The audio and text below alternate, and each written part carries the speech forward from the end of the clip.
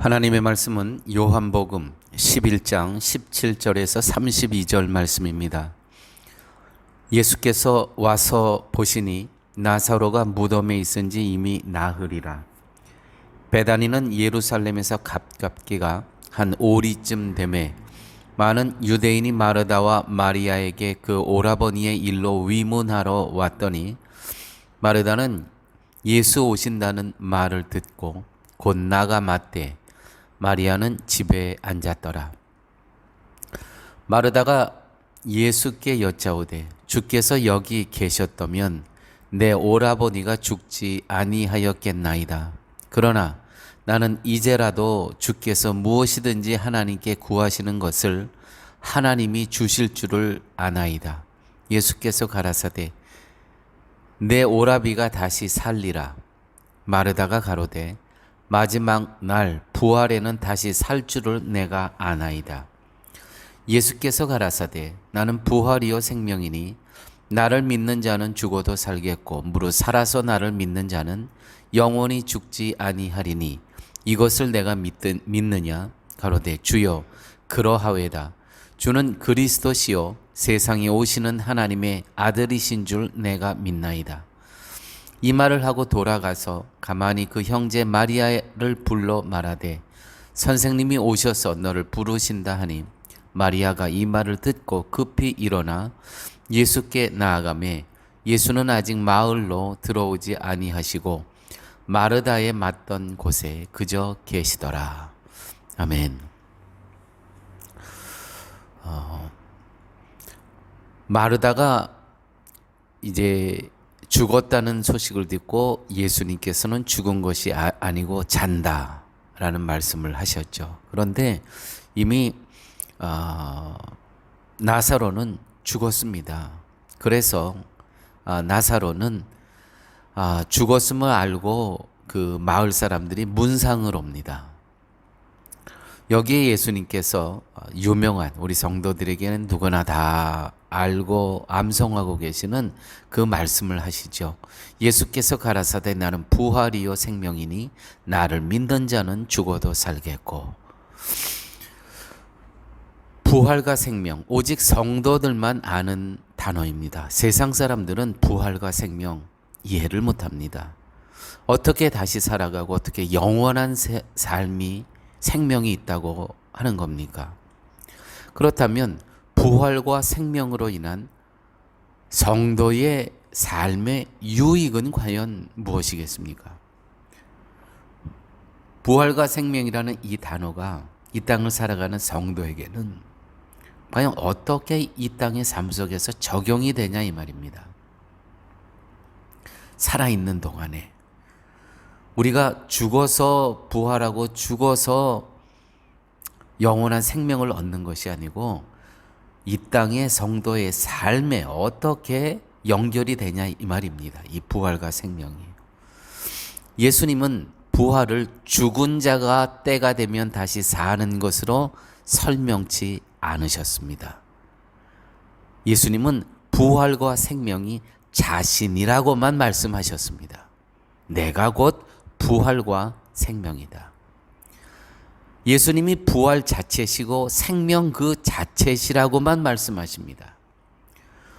부활과 생명에서 중요한 것은 예수 그리스도가 누구인가를 알고 믿는 것이지 그 부활과 영생을 위해서 인간의 노력과 공로가 필요한 것이 아니라는 것을 말씀하시는 것입니다. 부활은 마지막 때를 기다리는 것이 아닙니다. 예수 그리스도가 부활이고 생명이시기에 예수 그리스도를 믿고 사는 삶이 곧 부활의 삶이고 생명의 삶이라는 것이죠. 여기서 생명은 영원한 생명을 뜻하고 있는 것입니다. 부활과 생명이신 예수 그리스도 안에 사는 것만이 부활과 생명입니다. 예수님이 부활과 생명이시라면 내가 어떤 환경과 상황에 있든 예수 그리스도께서 함께 하심으로써 부활과 생명에 참여한다는 것입니다. 내가. 그렇기 때문에 나사로가 죽었다 할지라도 예수 그리스도가 그와 함께 계시니 그는 죽은 자가 아니라는 것이 예수님의 말씀입니다. 그러므로 세상 사람들은 죽었다 하나 예수님께서는 잔다 하시는 것입니다. 왜요? 예수 그리스도와 함께 있기 때문입니다.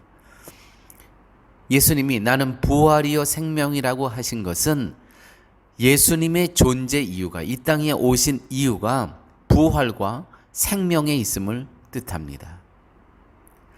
예수님은 우리의 생명을 위해서 오셨지 우리의 생존을 위해서 오신 것이 아닙니다. 병을 고치시기 위해서 오신 것이 아니라 사망에서 일으키시기 위해서 오신 것이라는 것입니다. 예수께서 가라사대 나는 부활이요 생명이니 나를 믿는 자는 죽어도 살겠고 무릇 살아서 나를 믿는 자는 영원히 죽지 아니하리라. 병을 고치시기 위해서 오신 것이 아니라 사망에서 일으키시기 위해서 이 땅에 오셨습니다. 예수님이 세상에 오셔서 하시는 일은 하나님의 뜻과 계획을 이루기 위해서 이 땅에 오신 것이지 우리 사람의 나의 소원을 이루어 주시기 위함이 아닙니다. 그러므로 우리의 기도가 변해야 됩니다. 하나님의 뜻을 이루어 드리는 삶을 살게 하여 주시옵소서. 이게 우리의 기도가 돼야 됩니다. 우리의 육신을 생각하지 마시고 생존을 생각하지 마시고 영생, 하나님의 뜻을 생각하시며 사셔야 됩니다. 사망에 처한 내 영혼을 예수님께서 일으켜 세우셨습니다.